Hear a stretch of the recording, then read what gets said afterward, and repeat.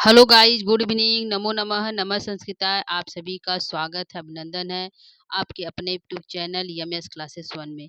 दोस्तों, आज हम लेकर उपस्थित हुए हैं मॉडल पेपर।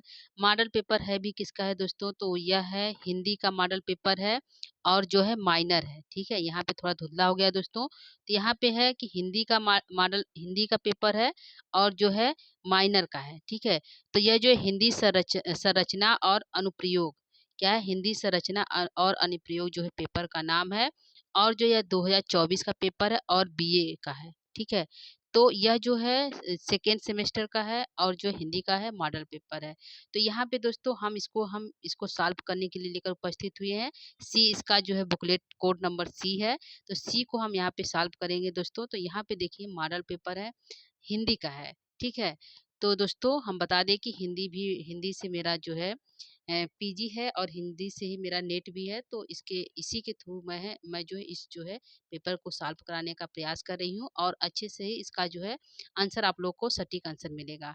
ठीक है, तो आइए हम लोग जो है स्टार्ट करते हैं अपने मॉडल पेपर को। तो यहाँ पे हमारा जो है पहला प्रश्न है कि कह रहा है कि अंधे की लकड़ी से क्या तात्पर्य है? मुहावरा है या कह रहा अंधे की लकड़ी से क्या तात्पर्य है? तो चार ऑप्शन है। बैसाखी का सहारा है, अंधे की विशेष छड़ी है, कुमार्ग पर चलना है कि एक ही मात्र सहारा है। तो यहाँ पे क्या आंसर सही होगा दोस्तों? तो यहाँ पे हमारा करेक्ट आंसर सही होगा एक ही सहारा। क्या होगा दोस्तों? एक ही सहारा यहाँ पे करेक्ट आंसर हुआ, क्योंकि अंधे की लकड़ी मतलब एक ही सहारा। ठीक है, तो हमारा सही आंसर हमारा हो गया डी। ठीक है, तो यह मुहावरा है, पहले आंसर का डी करेक्ट हो गया। आगे हम चलते हैं दूसरे प्रश्न की तरफ। दूसरा प्रश्न हमारा है निम्न में लोकोक्ति चुनिए। यहाँ पे ऊपर का प्रश्न मुहावरे से था और दूसरा प्रश्न हमारा जो है लोकोक्ति है। ठीक है, यानी लोकोक्ति मतलब जो लोक में प्रचलित है, जो समाज में प्रचलित होता है उसको हम लोकोक्ति कहते हैं। ठीक है, तो ऑप्शन हमारा पहला है भीगी शाम, आस्तीन का सांप, नाच न आवे अंगना तेर और तूती बोली।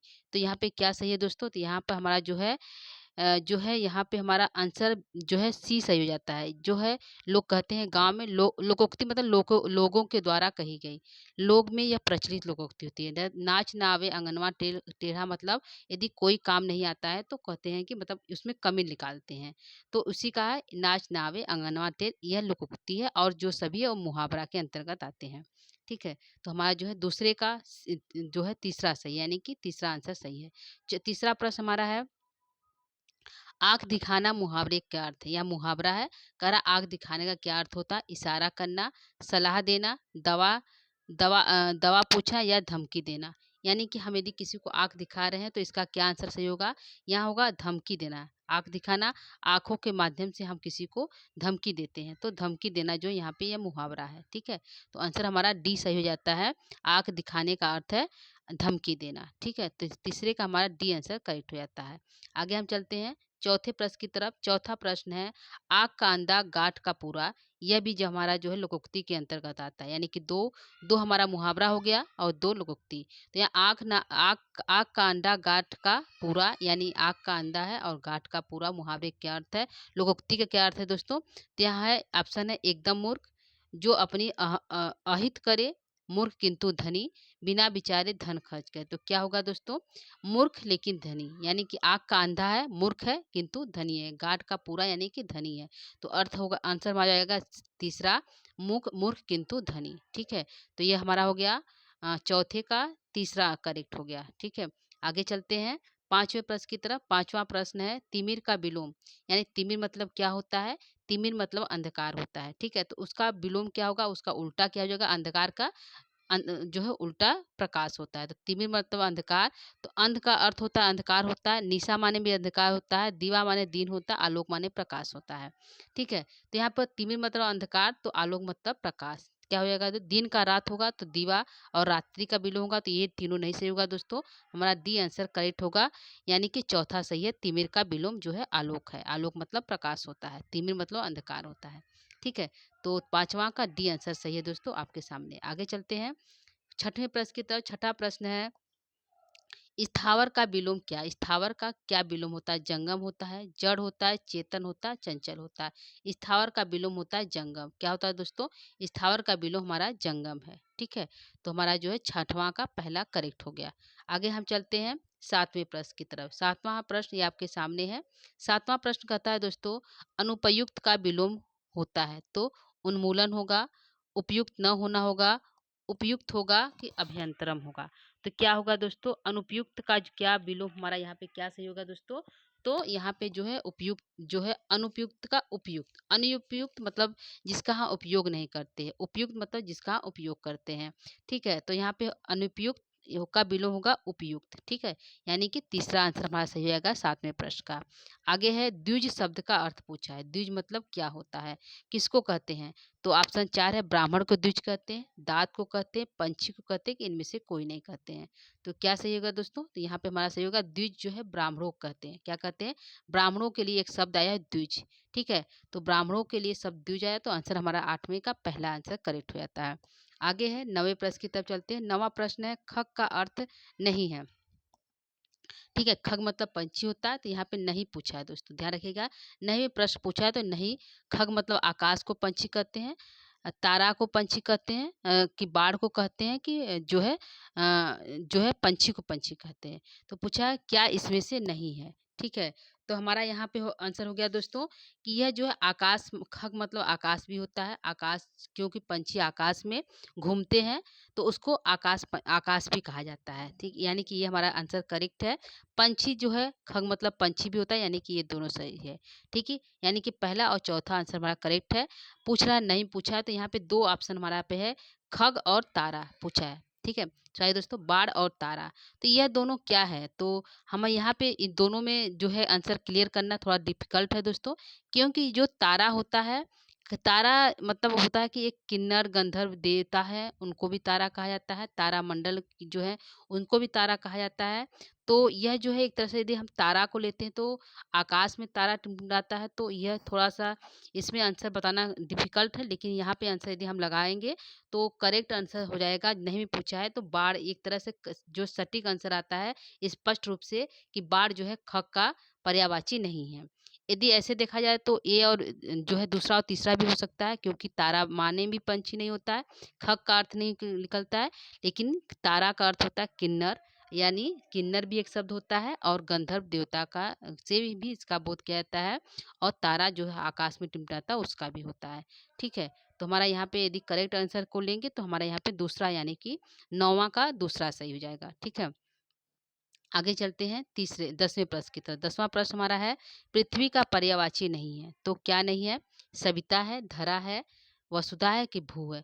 तो धरा माने भी पृथ्वी होता है, सभी को पता है दोस्तों, वसुधा पृथ्वी को कहा जाता है, भू मतलब भी पृथ्वी होता है। तो यहाँ पे नहीं पूछा है। ठीक है, नहीं भी आंसर पूछा है, तो सविता जो है नहीं है। सविता जो शब्द है ये सूर्य के लिए होता है, किसके लिए होता है, सूर्य के लिए सविता शब्द है।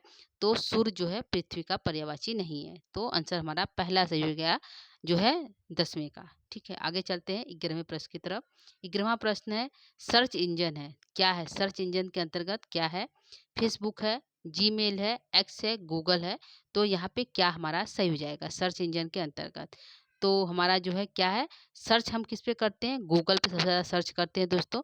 तो हमारा जो आंसर डी सही हो गया 11 का, गूगल जो है सर्च इंजन है। ठीक है, अगला है यह सोशल मीडिया नेटवर्किंग, नेट से संबंधित सारे प्रश्न आ रहे हैं दोस्तों, तो इसको देखिए। है निम्न में से सोशल मीडिया क्या है, फेसबुक है, गूगल है, बिग है, नेपटिक्स है, तो क्या सोशल जो है मीडिया है। तो आंसर क्या सही होगा दोस्तों, सोशल मीडिया के अंतर्गत जो फेसबुक है, जिसके द्वारा हम तुरंत जो है कोई चीज़ जो होते हैं सोशल मीडिया पर डाल देते हैं और वो वायरल हो जाता है, फेसबुक पर डाल देते हैं और वो वायरल हो जाता है।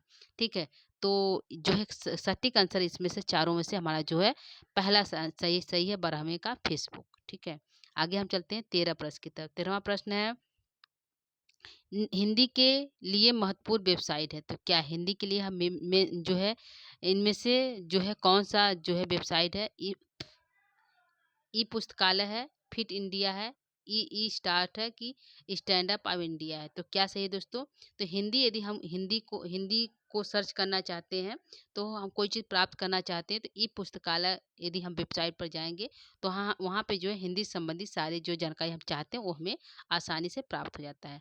तो ई पुस्तकालय मतलब इलेक्ट्रॉनिक पुस्तकालय, जिसके माध्यम से हम सारे यदि किसी बुक को खगोलना चाहते हैं, देखना चाहते हैं, तो हम इस जो है ऐप के माध्यम से हम उसको प्राप्त कर सकते हैं। तो हमारा जो है 13वें का पहला आंसर करेक्ट है। आगे है जो है 14वां प्रश्न है। 14वां प्रश्न के अंतर्गत हमारा आता है हिंदी टाइपिंग का प्रकार है। तो प्रकार पूछा है, तो हमारा 4 ऑप्शन है बुध, शुक्र, मंगल, पृथ्वी। तो मंगल ग्रह है दोस्तों, सॉरी यहाँ पे क्या है, आगे है कि अगला प्रश्न हिंदी टाइपिंग का प्रकार है। तो क्या है दोस्तों, अगला है कि बुध है, शुक्र है, मंगल है, पृथ्वी है। तो क्या सही है दोस्तों, यहाँ पे जो है बुध एक ग्रह है, शुक्र भी एक ग्रह है, मंगल भी एक ग्रह है, पृथ्वी एक ग्रह है। ठीक है, चारों ग्रह के अंतर्गत आते हैं। ठीक है, कुल ग्रह पूछे तो 8 है, तो ये चारों ग्रह के अंतर्गत है। इसमें से एक टाइपिंग के प्रकार है जिसका नाम ग्रह पे रखा गया है। ठीक है, तो यहाँ पे हमारा आंसर जो 14 का मंगल सही है। मंगल जो है कृति देव, मंगल, ये सब जो है हिंदी टाइपिंग के जो है उसको यदि हम जो है ऐप है लिखने का एक प्रकार है हिंदी। यदि हम कृति देव, मंगल इत्यादि को हम हिंदी माध्यम में सर्च करेंगे तो वह जो हिंदी लिखने का काम करता है। ठीक है, तो हिंदी टाइपिंग का एक प्रकार है मंगल। ठीक है, तो हमारा 14 का सी सही है, तीसरा सही है और ये तीनों नहीं सही है। ठीक है, आगे हम चलते हैं 15वें प्रश्न के। तो 14 का सी सही है, तीसरा सही है। आगे है 15वां प्रश्न कहता है हिंदी टाइपिंग का फांट है। तो ये फांट है, मंगल फांट है, अभी हमने बताया। तो ऋषभ देव है, कृति देव है, शनि देव है, वरुण देव है। तो ऋषभ देव ये भी देवता है, शनि देव भी देवता, वरुण देवता भी है। तो कृति देव जो हिंदी का फांट है, यदि हम इसको सर्च करते हैं हिंदी फांट में, तो यह जो हिंदी लिखने का कार्य करता है। ठीक है, मंगल भी उसी प्रकार का है। ठीक है दोस्तों, तो यह जो दो है जो है यहाँ पे जो है जो है दूसरा सही है। प्रश्न प्रश्न हमारा जो है 15वां का दूसरा आंसर सही है। ठीक है, 15 कौन सा सही है, दूसरा सही है। आगे चलते हैं 16 प्रश्न की तरफ। 16वां प्रश्न है ऑपरेटिंग सिस्टम है। ऑपरेटिंग सिस्टम क्या है दोस्तों, ऑपरेटिंग सिस्टम क्या है, विंडो है, इग्नू है, यूट्यूब है, गूगल है। तो ऑपरेटिंग सिस्टम क्या है, किसको हम ऑपरेटिंग सिस्टम कहते हैं। तो इसके इसके जो है इसमें से दोस्तों कौन सा सही ऑपरेटिंग सिस्टम के अंतर्गत क्या आता है। तो इग्नू इग्नू हमारा जो है इससे हम जो है जिस प्रकार प्राइवेट स्कूलों में पढ़ा जाता है, तो इग्नू के माध्यम से हम कोई भी डिग्री प्राप्त कर सकते हैं। तो ये ऑप्शन हमारा ऑपरेटिंग सिस्टम नहीं है। यूट्यूब है, यूट्यूब के द्वारा हम जो है अपनी वीडियो डाल सकते हैं, दूसरों की वीडियो देख सकते हैं और बहुत कुछ कार्य कर सकते हैं। तो ये जो है मतलब कि सोशल मीडिया के अंतर्गत यूट्यूब आता है। गूगल क्या है, यह सर्च इंजन है, इस पर हम कोई भी चीज़ यदि प्राप्त करना चाहते हैं सर्च करके देख सकते हैं। ठीक है, तो यह तीनों जो ऑपरेटिंग सिस्टम के अंतर्गत नहीं है। तो हमारा आंसर इसमें करेक्ट क्या है, जो बच गया वो हमारा करेक्ट है। तो हमारा सही आंसर क्या है, पहला सही है। क्या है, विंडो हमारा ऑपरेटिंग सिस्टम है। विंडो 90 जो है 7 पॉइंट आता है, 8 पॉइंट आता है, 10 आता है। इस प्रकार से जो है विंडोज ऑपरेटिंग सिस्टम के अंतर्गत आता है जो कंप्यूटर में इंस्टॉल होता है। ठीक है, तो ये हमारा जो है 16वां का पहला आंसर करेक्ट हो गया। आगे है ई पाठशाला ऐप विकसित किया गया है, कहाँ, किस लिए, सीटेट और एनसीईआरटी के लिए, गूगल द्वारा, शिक्षा आयोग द्वारा, विप्रो द्वारा। तो किसके द्वारा यह जो है ई पुस्तकालय किसके द्वारा विकसित किया गया है। तो हमारा आंसर जो है पहला सही है कि CIET और NCERT के द्वारा जो ई पाठशाला जो है ऐप जो है विकसित किया गया है। ठीक है, यह ऐप है दोस्तों, ई पाठशाला ऐप है। इसके द्वारा हम कोई भी यदि प्राप्त करना चाहते हैं हिंदी पुस्तक, कोई सी पुस्तक को देखना चाहते हैं, तो इस ऐप के माध्यम से हम उसको आसानी से प्राप्त कर सकते हैं। ठीक है, तो 17वां का हमारा पहला सही है। ठीक, आगे चलते हैं। यह प्रश्नोत्तरी दोस्तों थोड़ा फास्ट चलेंगे क्योंकि 75 क्वेश्चन को सॉल्व करना है। मॉडल पेपर है, मतलब कि पेपर आपका हुआ है पहले से, हिंदी का पेपर है, सेकेंड सेमेस्टर है, तो माइनर का पेपर है। ठीक है, तो माइनर का पेपर है। तो आगे हम चलते हैं अगले प्रश्न की तरफ। 18वां प्रश्न है मुक्स क्या है, पूछा है मुक्स क्या है। तो वेब आधारित दूरस्थ शिक्षा कार्यक्रम है, सोशल मीडिया साइट्स है, सर्च इंजन है, रैम का प्रकार है। तो मुक्स क्या है पूछा है, तो आंसर क्या होगा, सही है। तो यहाँ पे आंसर हमारा करेक्ट हो जाएगा वेब वेब आधारित दूरस्थ शिक्षा कार्यक्रम है, यानी कि 18 का पहला आंसर करेक्ट है। आगे चलते 19 प्रश्न की तरफ। 19 प्रश्न कहता है इस शिक्षण में ई का क्या अर्थ है। इस शिक्षण में ई का क्या अर्थ है, इलेक्ट्रिक है, इंटरनेट है, इलेक्ट्रॉनिक के लिए है, इलेक्ट्रॉनिक्स के लिए है। तो इस शिक्षा में क्या सही है दोस्तों, इस शिक्षण में ई का क्या अर्थ है। तो ई का अर्थ हमारा जो है इलेक्ट्रॉनिक के लिए, इलेक्ट्रॉनिक्स के लिए। ठीक है, तो हमारा जो है डी आंसर करेक्ट हो जाता है 19 का। ठीक, आगे चलते हैं 20 प्रश्न की तरफ। 20वां प्रश्न है यूनिकोड फॉन्ट नहीं है, किसका फॉन्ट, अपराजिता का, जननिक का, यूरियन यूनिकोड्स का, कोकिला का। तो इन यूनिकोड्स कोड जो है फॉन्ट नहीं है, किसका नहीं है। तो आंसर जो है अपराजिता जो है यूनिकोड का फॉन्ट है।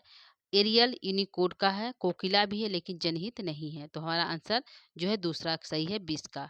ठीक है, आगे चलते हैं 21 प्रश्न की तरफ। 21 प्रश्न है कि निम्नलिखित में पश्चिमी हिंदी की बोली है। तो कितनी है पश्चिमी हिंदी के अंतर्गत कौन कौन सी बोली आती है दोस्तों? तो बोलियों को कई भागों में बांटा गया है। पूर्वी हिंदी, पश्चिमी हिंदी, बिहारी, जो है कई भागों में बांटा गया है। तो इसमें पूछा है कि पश्चिमी हिंदी की बोली कौन सी है, कौन सी है? ठीक है, तो अवधी, बघेली, छत्तीसगढ़ी, ब्रजभाषा। तो कौन सा इसमें सही है दोस्तों? इसमें जो है 21 का डी सही है, यानी कि ब्रजभाषा है। ठीक है, पश्चिमी हिंदी का। और ये तीनों यदि हम इन तीनों को लेते हैं, अवधी, बघेली, छत्तीसगढ़, तो ये पूर्वी हिंदी के अंतर्गत आता है। किसके अंतर्गत आता है? पूर्वी हिंदी के अंतर्गत आता है। ठीक है, तो ये तीनों पूर्वी हिंदी अंतर्गत है। और जो है ब्रजभाषा जो है पश्चिमी हिंदी को है। ब्रजभाषा को जो है अंतर्गत जो है खड़ी बोली भी आता है। खड़ी बोली को कन्नौजी भी कहते हैं। जो इस प्रकार से पश्चिमी हिंदी के कई जो है 5 बोलियां हैं। ठीक है, और पूर्वी के 3 हैं, बिहारी के भी 3 हैं। ठीक है, आगे चलते हैं 22 प्रश्न की तरफ। 22 प्रश्न है भारत को की संपर्क भाषा है क्या है? अंग्रेजी है, हिंदी है, उर्दू है, नेपाली। तो भारत की संपर्क भाषा क्या है दोस्तों? तो सभी को पता है भारत में सबसे ज़्यादा क्या बोली जाती है? हिंदी बोली जाती है। तो भारत की संपर्क भाषा जो है हिंदी है। क्या है दोस्तों? हिंदी है। ठीक है, आगे चलते हैं 23 प्रश्न की तरफ। 23वां प्रश्न हमारा जो है आपके सामने वह कह रहा है हिंदी की लिपि कहलाती है रोमन, देवनागरी, ब्राह्मी, गुरुमुखी। तो हिंदी की लिपि क्या कहलाती है? देवनागरी कहलाती है। क्या कहलाती है दोस्तों? हिंदी की लिपि देवनागरी है। ठीक है, और गुरुमुखी किसकी है? तो यह जो है पंजाब की भाषा है, पंजाबी। ठीक है, पंजाबी लिपि है गुरुमुखी। ठीक है, आगे चलते हैं जो है 24 प्रश्न की तरफ। 23 हो गया, 24 प्रश्न की तरफ चलते हैं। 24 प्रश्न ये है आपके सामने है। प्रश्न कह रहा है पश्चिमी हिंदी की उत्पत्ति किस अपभ्रंश से हुई है? पैसाची से हुई है, सौरसेनी से हुई है, मागधी से हुई है कि अर्धमागधी से हुई है? तो पश्चिमी हिंदी की जो है उत्पत्ति जो है हमारा जो है सौरसेनी से हुई है। किससे हुई दोस्तों? सौरसेनी से हुई है। ठीक है, तो हमारा जो है 24 का जो है दूसरा सही है। ठीक, आगे चलते हैं 25 प्रश्न की तरफ। 25वां प्रश्न है वर्तमान हिंदी किस लिपि में लिखी गई? खरोष्ठी में, देवनागरी, ब्राह्मी, मंदारी में। तो वर्तमान हिंदी जो है देवनागरी लिपि में लिखी गई है। किस में लिखी गई दोस्तों? देवनागरी लिपि में जो है वर्तमान हिंदी लिखी गई है। ठीक है, तो 25 का दूसरा सही है। आगे चलते हैं 23 प्रश्न की जो है 26 प्रश्न की तरफ। आगे है दोस्तों 26 प्रश्न है, ये आपके सामने है। मानक हिंदी का विकास किस बोली में हुआ? ब्रजभाषा में, अवधी में, खड़ी बोली में, अंग्रेजी में। तो मानक हिंदी का जो विकास हुआ है खड़ी बोली में हुआ है। किसमें दोस्तों? खड़ी बोली में मानक हिंदी का विकास हुआ है। ठीक है, तो 26 का सी आंसर करेक्ट हो जाता है। आगे चलते हैं 27 प्रश्न की तरफ। 27 प्रश्न है कि कह रहा है कि हिंदी भाषा के व्याकरण समस्त आदर्श रूप को क्या कहते हैं? मानक हिंदी कहते हैं, पुरानी हिंदी कहते हैं, कठिन हिंदी कहते हैं, सरल हिंदी कहते हैं। तो क्या कहते हैं दोस्तों? हमारा जो है चलिए दोस्तों आगे देखते हैं दोस्तों। अगला हमारा प्रश्न है, ये आपके सामने है 27 प्रश्न। यह कह रहा है हिंदी भाषा के व्याकरण समस्त आदर्श रूप है क्या है? क्या है? मानक हिंदी है, पुरानी हिंदी है, कठिन हिंदी है कि सरल हिंदी है? तो आंसर क्या सही है दोस्तों? आंसर हमारा मानक हिंदी है। क्या है? हिंदी भाषा में व्याकरण समस्त आदर्श रूप को क्या कहते हैं? तो मानक हिंदी कहते हैं। ठीक है, तो 27 का पहला सही है। 28 प्रश्न की चलते हैं। 28 प्रश्न है संघ की राजभाषा हिंदी और लिपि देवनागरी होगी संविधान के किस अनुच्छेद में है? 343, 351, 355, 349। तो क्या सही है दोस्तों? यहाँ पे जो पहला 343 जो है संघ की राजभाषा हिंदी और लिपि देवनागरी होगी, यह संविधान के अनुच्छेद 343 में किया कहा गया है। ठीक है, तो 28 का पहला सही है। आगे चलते हैं 29 प्रश्न की तरफ। 29 प्रश्न है, यह कह रहा है कौन जो है कौन बोली बिहारी हिंदी के वर्ग में नहीं आता है? तो बिहारी हिंदी के अंतर्गत 3 बोलियां हैं दोस्तों। कौन कौन सा? तो भोजपुरी जो है मगही और भोजपुरी, मैथिली और मगही, यह तीनों जो है आते हैं हमारे क्या किस में आते हैं? भोजपुरी, मैथिली और मगही या पूर्वी हिंदी के अंतर्गत आते हैं। तो यहाँ पे प्रश्न पूछा नहीं कौन सा नहीं आता है? तो छत्तीसगढ़ नहीं आता है। कौन सा नहीं आता है दोस्तों? छत्तीसगढ़ नहीं आता है, यानी कि आंसर हमारा 29 का दूसरा सही है। छत्तीसगढ़ किसके अंतर्गत आता है? तो पूर्वी हिंदी के अंतर्गत आता है। ठीक है, तो हमारा जो है 29 का दूसरा सही है। ठीक, आगे चलते हैं 30 तीसवें प्रश्न की तरफ। 30वां प्रश्न कह रहा है राजभाषा राजभाषा से क्या अभिप्राय है? बोलचाल की भाषा, संविधान की भाषा, राष्ट्र की भाषा या सरकारी कार्यालयों की भाषा। तो राजभाषा क्या है? तो राजभाषा जो है हमारी सरकारी कार्यालयों की भाषा कहलाती है। क्या कहलाती है? सरकारी कार्यालयों की भाषा जो राजभाषा है। तो आंसर हमारा जो है 30 का चौथा सही है। आगे चलते हैं 31 प्रश्न की तरफ। 31 प्रश्न हमारा कहता है अवधी बोली का विकास हुआ पूर्वी हिंदी में, राजस्थानी में, बिहारी में, पश्चिमी हिंदी। तो अवधी, बघेली, छत्तीसगढ़ ये किसके अंतर्गत आता है दोस्तों? ये तीनों जो है पूर्वी हिंदी के अंतर्गत आते हैं। तो पूछेगा पूर्वी हिंदी के अंतर्गत कितनी बोलियां? 3 बोलियां हैं, अवधी, बघेली, छत्तीसगढ़। बिहारी के अंतर्गत कितनी है? 3 है। कौन कौन सा? मैथिली, मगही और जो है हमारा एक है मैथिली, मगही और जो है भोजपुरी। ठीक है, तो ये जो है पश्चिमी के अंतर पूर्वी के अंतर्गत आते हैं। अगला है भोजपुरी का विकास हुआ कहाँ हुआ? बिहारी हिंदी में, पंजाबी, राजस्थानी, सिंधी। तो कहाँ भोजपुरी सबसे ज़्यादा कहाँ बोली जाती है? बिहार में। तो बिहारी हिंदी से संबंधित है। ठीक है, आगे ये हो गया हमारा 32 का पहला सही है। आगे चलते हैं 3 प्रश्न की तरफ। प्रश्न है कौरवी का संबंध किस उपभाषा से? कौरवी किसके अंतर्गत आता है? तो कौरवी जो है पश्चिमी हिंदी के अंतर्गत आता है। किसके आता है? पश्चिमी हिंदी के अंतर्गत जो कौरवी आता है। और इसको जो है कौरवी को ही खड़ी बोली भी कहा जाता है। क्या कहा जाता है दोस्तों? कौरवी को ही खड़ी बोली के नाम से भी जाना जाता है। ठीक है, आगे चलते हैं। तुलसीदास किस शैली के कवि माने जाते हैं? भोजपुरी के, राजस्थानी के, अवधी के कि आपके बुंदेलखंडी के? तो तुलसीदास जो है हमारे आते हैं अवधी के आते हैं। किसके अंतर्गत आते हैं? अवधी के कवि माने जाते हैं। ठीक है, तो हमारा जो है आंसर जो है 34 का तीसरा सही है। आगे चलते हैं जो है 35 प्रश्न की तरफ। 35 है सूरदास किस बोली के कवि माने जाते हैं? तो सूरदास जो है ब्रज भाषा में सबसे ज़्यादा जो है रचनाएं की हैं, वो भी कृष्ण जी पर। ठीक है, तो ब्रज भाषा में उन्होंने रचनाएं की हैं, तो ब्रज भाषा उनकी जो है जो है सूरदास किस बोली के कवि माने जाते हैं? तो ब्रज भाषा के कवि माने जाते हैं। यानी कि 35 का दूसरा सही है। आगे चलते हैं 36 प्रश्न की तरफ। 36 प्रश्न है, यह कहता है अयोध्या सिंह उपाध्याय हरिऔध किस बोली के कवि थे? भोजपुरी, खड़ी बोली, मेवाती या मेवाड़ी? तो इन्होंने 2 बोलियों को अपनाया, लेकिन सबसे ज़्यादा उन्होंने खड़ी बोली में रचनाएं की हैं। तो इनकी जो है खड़ी बोली जो है आंसर यहाँ पे 36 का सही हो जाता है। ठीक है, 36 क्या सही है दोस्तों? खड़ी बोली हमारा सही हो जाता है। ठीक है, आगे हम चलते हैं जो है 37 प्रश्न की तरफ। किसके तरफ दोस्तों? 37 प्रश्न की तरफ चलते हैं। 37वां प्रश्न कहता है कि क्या है? 37 प्रश्न कहता है मेरठ, सहारनपुर, बिजनौर किस बोली के क्षेत्र में है आते हैं? तो हमारा आंसर 4 है। खड़ी बोली है, ब्रजभाषा है, कन्नौजी है, अवधी है। तो क्या कहलाता है दोस्तों? इसमें जो है खड़ी बोली बोली जाती है। ठीक है, मेरठ, सहारनपुर, बिजनौर जो है उसके अंतर्गत जो कौन सी बोली है? तो खड़ी बोली बोली जाती है। यानी कि 37 का पहला सही है। आगे चलते हैं 35 प्रश्न की तरफ। 35 प्रश्न है जो है सॉरी दोस्तों 38 रहेगा। 38 प्रश्न है वाराणसी, गाजीपुर, बलिया किस बोली के क्षेत्र हैं? तो खड़ी बोली बोली जाती है, मैथिली, भोजपुरी या मगही? तो क्या बोली जाती है? वाराणसी इत्यादि में जो है भोजपुरी सबसे ज़्यादा बोली जाती है। क्या बोली जाती है? तो भोजपुरी सबसे ज़्यादा बोली जाती है। तो हमारा जो है तीसरा सही है। क्या सही है? तीसरा 38 प्रश्न का तीसरा प्रश्न सही है। ठीक है, ये हो गया 38 प्रश्न। आगे हम चलते हैं 39 प्रश्न की तरफ। 39 प्रश्न है इनमें से कौन लिपि है? तो देवनागरी लिपि है, सौरसेनी लिपि, अंग्रेजी लिपि, अवधी लिपि है। तो इसमें से कौन जो है लिपि है? ठीक है, जो है इनमें से जो है कौन लिपि के अंतर्गत आता है? तो हमारा जो है प्रश्न है जो है 39 है। तो जो है लिपि देवनागरी लिपि है। ठीक है, क्या है?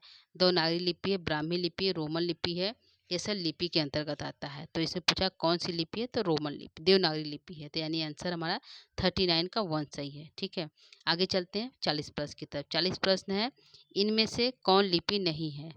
अरबी है, अवधी है, देवनागरी है, गुरुमुखी है। तो कौन सी इसमें से लिपि नहीं है? तो अरबी क्या है दोस्तों? अरबी एक लिपि है, अवधी बोली है, और जो है देवनागरी लिपि है और गुरुमुखी लिपि है। तो क्या पूछा है? नहीं पूछा है, तो अवधि नहीं है। क्या है? अवधि नहीं है, लेकिन अरबी देवनागरी लिपि है। और ये दोनों आप लोग को पता है कि ये लिपि के अंतर्गत आते हैं। ठीक है, अरबी भी एक लिपि है, लेकिन अवधि बोली है। ठीक है, तो हमारा जो है 40 का आंसर बी सही है। क्या सही दोस्तों? 40 का आंसर बी सही है। यह जो है लिपि नहीं है। ठीक है, आगे चलते हैं 41 प्रश्न की तरफ। 41 प्रश्न है, आगरा किस बोली का क्षेत्र है? अवधी, खड़ी बोली, ब्रजभाषा, छत्तीसगढ़। तो आगरा में क्या बोली जाती है दोस्तों? आगरा जो है अवधी बोली का क्षेत्र है। क्या है? अवधी बोली का क्षेत्र है। तो पहला आंसर 41 का सही हो जाता है। आगे चलते हैं 42 प्रश्न की तरफ। 42 प्रश्न है, आधुनिक भारतीय भाषाओं का विकास हुआ है संस्कृत में, प्राकृत में, पाली में, अंग्रेजी में। तो क्या है दोस्तों, सबसे पहले जो है हमारा यदि क्रम देखते हैं तो पाली जो है प्राकृतिक, पाली जो है प्राकृतिक, पाली प्राकृतिक, संस्कृत, अपभ्रंश और हिंदी। ठीक है, इस प्रकार से क्रम है। ठीक है, प्राकृतिक, अरे जो है पाली प्राकृतिक, संस्कृत अपभ्रंश, हिंदी जो है इस प्रकार से क्रम है। तो पूछा आधुनिक भाषाओं का विकास कहाँ से हुआ है? तो पाली से हुआ, क्योंकि सबसे पहले पाली थी, उसके बाद प्राकृतिक, संस्कृत, अवधी, अवधी को ही अवहट्ठ भी कहते हैं, और जो है खड़ी हिंदी, खड़ी बोली, इस तरह से इसका क्रम है। तो हमारा आंसर जो है तीसरा सही जाता है कि आधुनिक भारतीय भाषाओं का विकास जो है पाली से हुआ है। कहाँ से हुआ दोस्तों? पाली से हुआ है। तो 42 का तीसरा सही है। ठीक है, आगे चलते हैं 43 प्रश्न की तरफ। 43 प्रश्न है, खड़ी बोली के जन्म का समय है 1800 ईस्वी के आसपास, 1200, 500, 1000। तो खड़ी बोली का जो है समय क्या माना जाता है दोस्तों? तो खड़ी बोली का समय माना जाता है 1800 ईस्वी के आसपास। क्या माना जाता है? 1800 ईस्वी के आसपास माना जाता है खड़ी बोली का। ठीक है, तो हमारा जो है 43 का जो है पहला सही है। ठीक है, आगे चलते हैं 44 प्रश्न की तरफ। प्रश्न है, कौन सी भाषा देवनागरी लिपि में लिखी जाती है? अंग्रेजी, हिंदी, उर्दू, पंजाबी, इनमें से कोई नहीं। तो क्या लिखा जाता है? हिंदी लिखा जाता है। ठीक है दोस्तों, कौन सी भाषा देवनागरी लिपि में लिखी जाती है? तो हिंदी लिखी जाती है। ठीक है, यानी 44 का पहला सही है। ठीक है, आगे चलते हैं 45 प्रश्न की तरफ। 45 प्रश्न ये आपके सामने है। 45 प्रश्न कहता है, खड़ी बोली को अन्य किस नाम से जाना जाता है? ठीक है, तो जो ब्रज भाषा, बघेली, बुंदेली, खौरी, कौरवी। ठीक है, तो किस नाम से जाता है दोस्तों? कौरवी नाम से।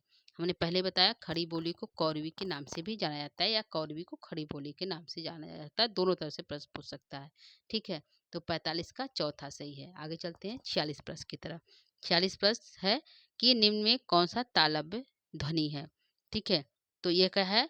तालब पूछा है, तो इचू यसा नाम, इचू यसा नाम तालु। क्या हो जाएगा दोस्तों? इचू यसा नाम तालु। तो इचू च वर्ग अंतर्गत आता है, यानी कि आंसर पहला ही हमारा तालब के अंतर्गत आ जाता है। यदि एक सूत्र है, इचू यसा नाम तालु, यानी कि ई वर्ग, च वर्ग, य और श, यदि इतने वर्ड आते हैं वह तालब वर्ग के अंतर्गत आते हैं। यह क्या है?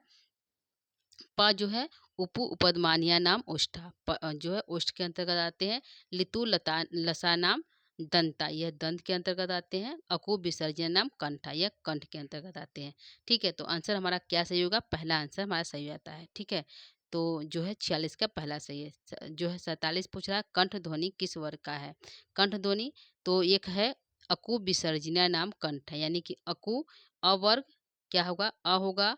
अकु विसर्जिया नाम क्या है? विसर्जनिया नाम कंठा। ठीक है, नाम कंठा। तो अ वर्ग आएगा, क वर्ग आएगा, ब आएगा, अकुह, यहाँ पे ह भी है दोस्तों, अकुह। तो अ आएगा, क आएगा, यहाँ पे एक बार फिर से लिख देते हैं, अकुह। ठीक है, अकुह। ठीक है, अ वर्ग, क और ह और विसर्ज। ठीक है, विसर्जनिया यानी कि विसर्ग। ठीक है, अ वर्ग आ आएगा, क वर्ग आएगा, क वर्ग में क ख ग घ आएगा, ह आएगा, विसर्ग आएगा, यानी कि हमारा जो है दूसरा सही है। क भी है, ग भी है और ह भी है, क ख ग घ आएगा, पांचों वर्ग आएगा, और जो ह भी आएगा और विसर्ग भी आएगा, यानी कि 47 का दूसरा सही है। ठीक है, आगे चलते हैं जो है 27 बार 48 प्रश्न की तरफ। प्रश्न है, प्राचीन का विलोम क्या है? नया है, प्रागैतिहासिक है, पुराना है, अर्वाचीन है। तो प्राचीन का जो है विलोम अर्वाचीन यानी नया होता है। ठीक है, प्राचीन का विलोम क्या है? अर्वाचीन है। अर्वाचीन को नया जो है नवीन कहते हैं। ठीक, प्राचीन नवीन, नवीन को ही अर्वाचीन कहते हैं। ठीक है, तो हमारा जो 48 का जो है डी सही है। आगे चलते हैं 49 प्रश्न की तरफ। प्रश्न है, जिन ध्वनियों के संयोग से शब्दों का निर्माण होता है उन्हें क्या कहते हैं? ध्वनि कहते हैं, प्रतिध्वनि कहते हैं, वाणी कहते हैं, स्वयं कहते हैं। तो क्या कहते हैं दोस्तों? हमारा जो है यहाँ पे प्रश्न है कि 49 प्रश्न है, यह कहता है, तो क्या सही है दोस्तों? यहाँ पे जो है यदि हम आंसर को देखते हैं तो स्वयं जो है इसके अंतर्गत आता है। ठीक है, जिन ध्वनियों के संयोग से शब्दों का निर्माण होता है उसको स्वयं कहते हैं। ध्वनि से शब्द जो है पद बनते हैं, पद से शब्द बनते हैं, शब्द से वाक्य बनते हैं, इस प्रकार का क्रम आता है। लेकिन यदि हम सटीक आंसर देखें तो स्वयं को ही ध्वनि कहा गया है। ठीक है, यानी कि 49 का डी आंसर करेक्ट है। आगे चलते हैं 50 प्रश्न की तरफ। 50 प्रश्न है, उच्चारण के आधार पर ईय व्यंजन है, जो है ईय व्यंजन है तो किसका है? ईय जो व्यंजन है वो उसका उच्चारण स्थान क्या है? ठीक है, उच्चारण के आधार पर ईय व्यंजन का उच्चारण स्थान क्या है? तो तालव्य है, मूर्धन्य है, कंठ है और ओष्ठ है। तो ट ठ ड ईय आता है, क्या आता है? ट ट ठ ड ढ ईय। ठीक है, नहीं सॉरी, तो अड़ आएगा, च ह ज ईय आएगा। ठीक है, च छ ज झ और ईय, यह जो 5 वर्ग आता है। ठीक है, तो ईय का उच्चारण स्थान क्या है? तो अभी हमने बताया इचु यसानाम तालु, यानी कि च वर्ग के अंतर्गत जितने भी वार आते हैं वह तालब के अंतर्गत आते हैं। क्या आते हैं? तालब के अंतर्गत आते हैं, यानी इचु यसानाम तालु, यानी कि 50 का पहला सही है। ठीक है, आगे चलते हैं 51 प्रश्न की तरफ। 50 कंप्लीट हो गया दोस्तों, अभी बचा हमारा 25 प्रश्न। ठीक है, तो इसको भी हम थोड़ा शीघ्र जल्दी ही करेंगे क्योंकि पेपर है, आपका दिया हुआ पेपर है, आप इसको सिर्फ सही कर सकते हैं, टिक लगा कितने हमारे प्रश्न सही है कितने गलत हैं। ठीक है, प्रश्न है आगम शब्द का, आगम शब्द में कौन सा उपसर्ग है? आओ है, आ है, अ है, आ है। तो आगम में क्या है? आ उपसर्ग है। क्या है? आ उपसर्ग है। ठीक है, अ उपसर्ग जो है नहीं है, आ उपसर्ग है, यानी कि 51 का जो है डी सही है। ठीक है, आगे चलते हैं। किस शब्द में अ उपसर्ग है? अनेक में, अमर में, अतिशील में, अतिशय में और अद्विभार में। तो क्या सही है दोस्तों? यहाँ पे जो है इसमें क्या सही है? तो अति में, अतिशय में अति उपसर्ग है, अधिधर में अधि उपसर्ग है, यानी कि ये दो, इसमें अति है और इसमें अधि है, यानी कि ये दोनों हमारा सही नहीं है, यानी कि ये दोनों कट हो जाता है। ठीक है, बच गया हमारा ऊपर का दो। अनेक में है कि अमर में है? ठीक है, अनेक एक पूरा शब्द है। मर, यदि मर को देखते हैं, मर मतलब मरना, इसमें अ उपसर्ग लग गया तो अमर हो गया। ठीक है, तो यानी कि सही आंसर हमारा दूसरा सही है। क्या है? ये हमारा अमर में अ उपसर्ग दिखाई दे रहा है, लेकिन अनेक, नेक, अनेक, इस अनेक एक पूरा शब्द है। ठीक है, तो अनेक में उपसर्ग नहीं है, अमर में हमारा उपसर्ग दिखाई दे रहा है। ठीक है, ये दोनों में उपसर्ग अति और अधि है। ठीक, तो हमारा आंसर क्या सही है? 51 52 का बी सही है, यानी दूसरा सही है। आगे चलते हैं 53 प्रश्न की तरफ। 53 प्रश्न है आगम का विलोम क्या है? आगम का आगम, प्रस्थान, निगम, नमन। तो आगम का क्या होगा? आगम माने आना, और जाने क्या होगा? प्रस्थान करना। क्या होगा दोस्तों? आगम मतलब आना होता, जाने का प्रस्थान करना, यानी कि विलोम दूसरा जो है 53 का बी आंसर सही है, यानी कि दूसरा सही है, प्रस्थान सही है। ठीक है, आगे चलते हैं 54 प्रश्न की तरफ। 54 प्रश्न कर रहा है सृष्टि का विलोम क्या है? संधि है, कुजातीय, सुजातीय, प्रलय है। तो सृष्टि यानी कि निर्माण होता है, सृष्टि बनती है, जब उसका उल्टा होगा तो यानी कि उसका जो है प्रलय, यानी कि उसका नाश हो जाना, विलोम होता है, यानी कि प्रलय होगा। क्या होगा? प्रलय। सृष्टि का पर्यावार विलोम जो है प्रलय है। ठीक है, तो हमारा जो है 54 का 4 आंसर जो है चौथा सही है। ठीक है, आगे चलते हैं 55 प्रश्न की तरफ। 55 प्रश्न है किस शब्द में इंद्रा प्रत्यय नहीं है? ठीक है, तो यहाँ पे जो है 4 ऑप्शन है, गोविंदा, परिंदा, शर्मिंदा, वसिंदा। तो वासी वासी वश में इंद्रा जुड़ा है तो वसिंदा, सम में इंद्रा शर्मिंदा, परी में इंद्रा परिंदा, पर में इंद्रा परिंदा, गो में इंद्रा गोविंदा, गो में इंद्रा गोविंदा। ठीक है, तो यहाँ पूछा किस में नहीं है, तो हमारा जो है आंसर देखेंगे तो हमारा जो शर्मिंदा में है, इसमें जो है इंद्रा प्रत्यय नहीं है। ठीक है, क्योंकि इसमें र भी जुड़ा हुआ है। ठीक है, सर, सर, सरम, सरम हो जाएगा इंद्रा, इस प्रकार से हमारा शब्द बनेगा। तो हमारा जो इंद्रा में नहीं जुड़ा है, यानी कि 55 का तीसरा सही है। ठीक है, आगे चलते हैं 56 प्रश्न की तरफ। 56 है अश्व का पर्यायवाची है। अश्व मतलब क्या होता है? घोड़ा होता है। घोड़ा को घोटक भी कहते हैं। सूर का पति, आसमान, अनंत। तो इसमें पूछा है कौन सा है, तो यहाँ पे हमारा आंसर जो है अश्व मतलब घोड़ा, घोटक मतलब भी घोड़ा होता है। ठीक है, तो पर्यायवाची है, पहला सही है 56 का। आगे चलते हैं 57 प्रश्न की तरफ। 57 है गंगा का पर्यायवाची पूछा है। ठीक है, हंसुता, यमुनोत्री, विष्णुपदी, धेनुपदी। तो गंगा कहाँ से निकली है? तो शिव के जटाओं से निकली है, और जो है विष्णु के पदों से निकली है, इसको विष्णुपदी भी कहते हैं। क्या कहते हैं? विष्णु के पद पैरों से निकली है, तो इसलिए गंगा को विष्णुपदी भी कहते हैं। और जो है एक जन्हू जन्हू ऋषि थे, उनके जंघाओं से लिखे तो उनको जंघू ऋषि भी गंगा को कहते हैं। तो कई नामों से जानते हैं। ठीक है, तो हमारा जो है तीसरा सही है, गंगा का पर्यायवाची जो है विष्णुपदी सही है।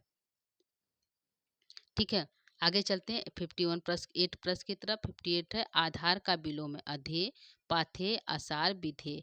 तो आधार का जो विलोम यहाँ पे हमारा दोस्तों क्या है, तो हमारा आधार आधार मतलब कोई आधार होता है, तो अधे पाथे आसार और विधे।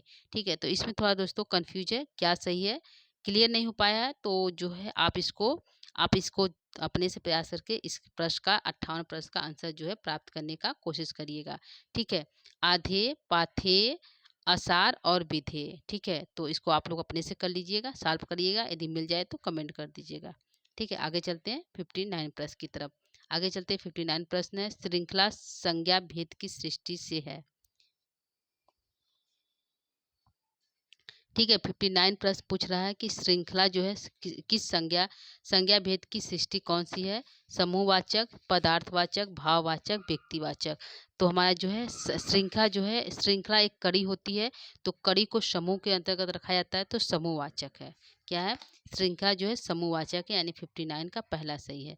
आगे चलते हैं जो है 60 प्रश्न की तरफ। 60वां प्रश्न हमारा है निम्नलिखित में से कौन सा शब्द सर्वनाम है, आप है, मोटा है, यमुना है, काशी है। तो इसमें पूछा सर्वनाम क्या है, तो सर्वनाम आपका आप है, आप जो है सर्वनाम है। ठीक है, 60 का पहला सही है। आगे चलते 61 प्रश्न की तरह। 61 प्रश्न है विशेषण के कितने भेद होते हैं, 6, 8, 2, 4। तो विशेषण के 4 भेद हैं। कितने भेद है दोस्तों, 4 भेद है, यानी कि 61 का चौथा सही है। 62 है मुझे थोड़ी चाय दो। इस वाक्य में कौन सा जो है विशेषण है, समूहवाचक, परिणामवाचक, गुणवाचक, संख्यावाचक। तो क्या पूछा है, मुझे थोड़ी जो है चाय दो, तो इसमें जो है कौन सा जो है, ठीक है, तो इसका हमारा जो आंसर हो जाएगा परिणामवाचक। ठीक है, तो जो है 62 का दूसरा सही है। आगे चलते हैं तीसरा प्रश्न की तरफ। तीसरा प्रश्न है कुछ किसी कोई आदि कुछ किसी कोई आदि किस प्रकार के सर्वनाम है, संशयवाचक, अनिश्चयवाचक, निश्चयवाचक, जो है संबंधवाचक। तो अनिश्चयवाचक क्या है, अनिश्चयवाचक, यानी कुछ किसी कोई कोई निश्चित नहीं क्या कह है, तो अनिश्चयवाचक जो है इसका आंसर सही है 63 का। आगे है 64 प्रश्न निम्न में से कौन प्रेरणार्थक क्रिया है, उठना, पढ़ना, सुनना, गिरना। तो प्रेरणात्मक प्रेरणा क्या देता है दोस्तों, तो हमारा यहाँ पे जो है पढ़ना जो है, सुनना, गिरना, उठना, तो हमारा प्रेरणा क्या रहता है, पढ़ना हमारा प्रेरणार्थक दर्द है। ठीक है, तुम्हारा जो है यहाँ पे सही हो गया 64 का। आगे चलते हैं 65 प्रश्न की तरफ। 65 है निम्न कौन संज्ञा है, सीधा, हिमालय, सच, झूठ। तो हिमालय संज्ञा है, क्या है, हिमालय संज्ञा पद है। ठीक, तो हमारा जो हो गया 65 प्रश्न। 66 प्रश्न की तरफ चलते हैं। 66 प्रश्न है निम्न में कौन सा विशेषण है, शक्ति, प्रभा, सन्यासी, पक्षिक। इसमें विशेषण क्या है। ठीक है, 66 में क्या विशेषण है, तो शक्ति जो विशेषता बताए वो विशेषण है, तो शक्ति जो है विशेषण शब्द है। ठीक है, तो 66 का पहला सही है। 67 कौन अव्यय का भेद नहीं है, क्रिया विशेषण, संबंध बोधक, परिणामवाचक, विस्मयवादी। तो कौन जो है पूछा है अव्यय का भेद नहीं है। ठीक है, तो यहाँ पे जो परिणाम बोधक जो अव्यय का भेद नहीं है। ठीक है, तो यहाँ पे तीसरा सही है, परिणाम बोधक जो अव्यय का भेद नहीं है। ठीक है, आगे है 68 प्रश्न। 68 प्रश्न है निम्न में कौन भाववाचक संज्ञा है, गरीब, गरीबी, गरीबी, गरीबतम। तो गरीबी जो है भाववाचक है, क्या है, गरीबी जो है भाववाचक है, तो हमारा दूसरा सही हो गया, 68 का दूसरा सही है। ठीक है, आगे चलते हैं जो है 69 प्रश्न की तरफ। 69 प्रश्न है आपके सामने, यह कह रहा है कि निम्न में कौन निम्न में किसे पास्ट और करना है, निम्न में किसे अभिकारी शब्द माना जाता है, संज्ञा, सर्वनाम, अव्यय, क्रिया। तो अभिकारी अव्यय को माना जाता है, किसको जाता है, अव्यय शब्द अभिकारी शब्द है, तो अव्यय का एक नाम जो अभिकारी भी है, यानी कि 69 का डी आंसर सही है। 70 प्रश्न है यह करा सज्जन का संधि विच्छेद क्या है। ठीक है, तो सज्जन का यदि शुद्ध संधि विच्छेद है सत धन जन। ठीक है, क्या हो जाएगा, सत जन, सत को जो है यहाँ पे इष्टोष्णात संधि जो होकर सज्जन बना है। ठीक है, ज आने पर च वर्ग आने पर त को ज आदेश हो जाता है। ठीक है, तो सज्जन ज हमारा सही है। ठीक है, 70 का हमारा 4 आंसर करेक्ट है। आगे है रामो कृष्णों में कौन सा समास है? तो जो है रामो कृष्णों में द्वंद्व समास है। क्या है? रामो कृष्णों में द्वंद्व समास है। यदि पूछेगा कौन सा द्वंद्व है, तो जो है इतरेतन द्वंद्व समास है। कौन सा? इतरेतर, राम और रामश्च कृष्णश्च। ठीक है, तो हमारा जो है पहला आंसर करेक्ट है 61 का, 71 का, सॉरी दोस्तों 71 का। 72 प्रश्न है, शुद्ध भाषा शब्द में समास है। शुद्र भाषा शब्द में समास है, तो कौन सा समास है? तो हमारा यहाँ पे द्वंद्व समास है। ठीक है, शुद्ध भाषा शब्द में समास पूछा है, तो जो है द्वंद्व समास के अंतर्गत आता है। ठीक है, आगे चलते हैं। मनोविज्ञान में कौन सी संधि है? तो यहाँ पे जो है मनः दन विज्ञान है, तो विसर्ग संधि है। मनोविज्ञान में विसर्ग को उत्थ होकर मनो हुआ है, तो यहाँ पे विसर्ग संधि हुआ है। ठीक है, 73 का जो है दूसरा सही है। 74 है, आंखें चार होना मुहावरे का क्या अर्थ है? प्रेम होना, सृष्टि होना, रधौती होना, मोतियाबिंद होना, तो क्या हो जाएगा दोस्तों? पहला सही है, प्रेम होना। 74 का हमारा जो है पहला आंसर सही है। आंखें चार होना, प्रेम होना। आगे है 75 प्रश्न है, ये लास्ट प्रश्न है। कान भरना मुहावरे का क्या अर्थ है? धोखा देना, चाड़क होना, चुगली करना, असर न करना। तो कान भरना क्या हो गया? चुगली करना। क्या आंसर हो जाएगा दोस्तों? चुगली करना। यहाँ पे आंसर हमारा सही हो जाएगा तीसरा, यानी कि 75 का हमारा तीसरा आंसर करेक्ट है। ठीक है, तो ये हमारा जो है तीसरा, ये इसका बुकलेट जो सी था, सी को सॉल्व किया गया है। हिंदी का माइनर का पेपर है और जो बीए का सेकेंड सेमेस्टर है। ठीक है, तो इसको आप लोग देख लीजिएगा, मिला लीजिएगा कि कितना आप लोग का सही गया। ठीक है, तो आज के इतना ही। नमो नमः, नमः संस्कृताय दोस्तों, धन्यवाद।